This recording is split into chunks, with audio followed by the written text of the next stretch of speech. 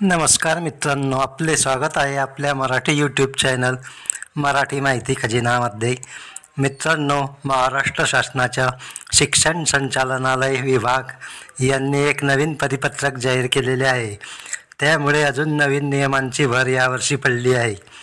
नियम नेमके काय आहे, त्याचा शाळा, विद्यार्थी आणि पालकांवर काय परिणाम होणार आहे, नवीन नियम कोणते, नवीन कागदपत्रे कोणती, शाळांची क्रमवारी कोणती, वयाची अट काय आहे, हे सर्व आपण या व्हिडिओमध्ये पाहणार आहे. तरी व्हिडिओ नक्की शेवटपर्यंत पहा. सर्व माहिती आपण या व्हिडिओमध्ये सविस्तर पाहू. चॅनलवरती पहिल्यांदा आला असाल तर चॅनलला सबस्क्राईब नक्की करा. अशीच महत्त्वाची माहिती तुम्हाला यापुढेही मिळत राहील. तर चला मित्रांनो, आपण व्हिडिओ सुरू करूया.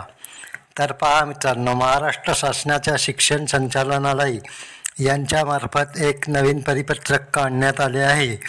दिनांक 3 एप्रिल 2024 हे परिपत्रक आहे. त्यात विषय दिला आहे, बालकांच्या मोफत व सक्तीच्या शिक्षणाचा अधिकार अधिनियम 2009 नुसार सन 2024-25 या शैक्षणिक वर्षासाठी RTE 25% ऑनलाईन प्रवेश प्रक्रियेबाबत सूचना खालीलप्रमाणे देण्यात आली आहे. दरवर्षीप्रमाणे शैक्षणिक वर्ष सन 2024-25 करिता RTE 25% प्रवेश प्रक्रिया ऑनलाईन पद्धतीने राबविण्यात येत आहे. आता या परिपत्रकात महत्त्वाच्या सूचना कोणकोणत्या दिल्या आहेत ते आपण पाहूया. प्राधान्यक्रम ठरविताना विद्यार्थ्यांच्या निवासस्थानापासून 1 किलोमीटरपर्यंतच्या अनुदानित शाळा, शासकीय शाळा, स्थानिक स्वराज्य संस्थांच्या शाळा, स्वयंअर्थसहाय्यित शाळा या विद्यार्थ्यांना निवडता येतील. तर मित्रांनो, पहिलीच प्रवेश घेताना सुरुवातीला घरापासून 1 किमी अंतरावरील खाजगी अनुदानित शाळांची निवड करावी लागेल. वंचित, दुर्बल व सामाजिक शैक्षणिकदृष्ट्या मागासवर्ग घटकातील मुलांना 25% प्रवेश देताना अनुदानित शाळा, शासकीय शाळा, स्थानिक स्वराज्य संस्थांच्या सर्व शाळा व स्वयंअर्थसहाय्यित शाळा असा प्रवेशासाठीचा प्राधान्यक्रम असणार आहे.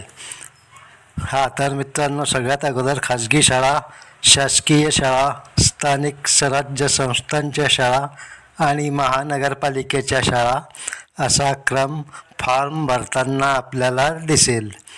विद्यार्थ्यांच्या निवासस्थानापासून 1 किलोमीटरच्या अंतरावर अनुदानित शाळा, शासकीय शाळा, स्थानिक स्वराज्य संस्थांच्या शाळा नसतील व 1 किलोमीटरपर्यंतच्या अंतरावर स्वयंअर्थसहाय्यित शाळा असेल तर अशा परिस्थितीत त्या स्वयंअर्थसहाय्यित शाळेत मुलांना 25% प्रवेशांतर्गत प्रवेश. मित्रांनो, वरील 1 किलोमीटरचा नियम हा अत्यंत महत्त्वाचा आहे. तो व्यवस्थित वाचून त्याचा नीट अर्थ समजून घ्या. मित्रांनो, शासकीय तथा स्थानिक स्वराज्य संस्थांच्या शाळा आणि या दोन्ही प्रकारच्या शाळा तेवढ्या अंतरात नसल्यास स्वयंअर्थसहाय्यित शाळेचा पर्याय विद्यार्थ्यांना निवडता येणार आहे आणि विद्यार्थ्यांची नोंदणी पुढील आठवड्यापासून सुरू होणार आहे. अपवादात्मक परिस्थितीत विद्यार्थ्यांच्या निवासस्थानापासून 1 किलोमीटरपर्यंतच्या अंतरावर अनुदानित शाळा, शासकीय शाळा, स्थानिक स्वराज्य संस्थांच्या शाळा व स्वयंअर्थसहाय्यित शाळा नसेल तर विद्यार्थ्यांच्या निवासस्थानापासून 3 किलोमीटरपर्यंतच्या अंतरावरील शाळांमध्ये प्रवेश वरील प्राधान्यक्रम होतील. तर मित्रांनो, अनुदानित सरकारी व स्वयंअर्थसहाय्यित इंग्रजी माध्यमांची शाळा, खाजगी शाळा विद्यार्थ्यांच्या 1 किमी अंतरावर नसेल तर त्या विद्यार्थ्यांना 3 किमी अंतरावरील शाळा निवडता येईल. तर मित्रांनो, आता यापुढे कोणती आवश्यक कागदपत्रे 2024साठी आपल्याला तयार ठेवावी लागतील ते आपण पाहूया. RTE 25% प्रवेशाकरिता आवश्यक कागदपत्रे व इतर बाबी इथे दिलेली आहे. सन 2024-25 या शैक्षणिक वर्षापासून RTE 25% प्रवेश प्रक्रियेकरिता निवासी पुराव्याकरिता रेशनिंग कार्ड, ड्रायव्हिंग लायसन्स, वीज, टेलिफोन देयक, प्रॉपर्टी टॅक्स देयक, घरपट्टी, आधार कार्ड, मतदान ओळखपत्र, पासपोर्ट, राष्ट्रीयकृत बँकांचे पासबुक इत्यादी यापैकी कोणताही एक पुरावा आपल्याला द्यायचा आहे. भाड्याच्या घरात राहणाऱ्या पालकांकरिता दुय्यम निबंधक कार्यालयाचा नोंदणीकृत भाडेकरार आवश्यक आहे. भाडेकरार अर्ज भरण्यापूर्वीचा असावा व तो 11 महिने किंवा त्याहून अधिक काळाचा असावा. म्हणजे यामध्ये जो भाडेकरार आपण देणार आहे तो कमीत कमी 11 महिने किंवा त्यापेक्षा जास्त असावा. भाडेकराराची कोणत्याही टप्प्यावर पडताळणी करण्यात येणार आहे. ज्या ठिकाणी भाडेकरारनामा दिला असेल त्या ठिकाणी पालक राहत नाही असे आढळून आल्यास त्या पालकांविरुद्ध कायदेशीर कारवाई करण्यात येऊन सदर बालकांचा प्रवेश रद्द करण्यात येईल. तसेच RTEमधून प्रवेश झाला तरीही संपूर्ण फी संबंधित पालकाला भरावी लागेल. जन्मतारखेचा पुरावा म्हणजे बर्थडे सर्टिफिकेट द्यावे लागेल.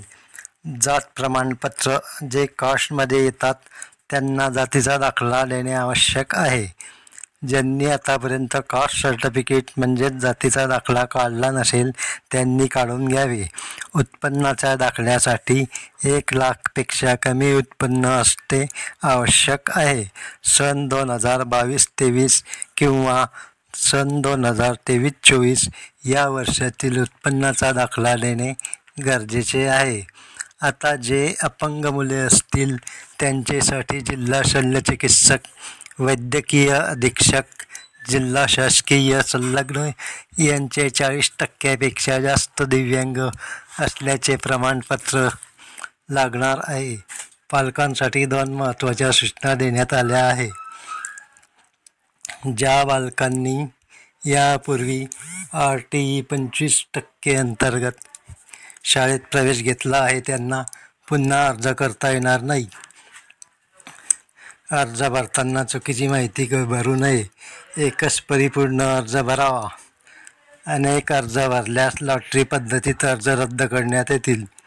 पालकांनी केवळ SMS वरती अवलंबून न राहता RTE पोर्टलवर दिलेल्या सूचनांचे पालन करावे.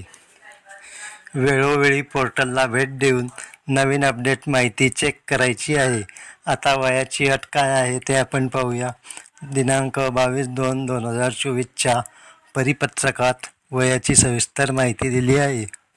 त्यात प्ले ग्रुप नर्सरीसाठी 3 वर्ष, ज्युनियर KGसाठी 4 वर्ष, सिनियर KGसाठी 5 वर्ष, इयत्ता पहिलीसाठी 6 वर्ष पूर्ण असणे आवश्यक आहे. अशा प्रकारची माहिती या व्हिडिओमध्ये दिली आहे. हा व्हिडिओ शहरी ग्रामीण भागातील गरजू लोकांपर्यंत अवश्य शेअर करा. जय हिंद, जय महाराष्ट्र.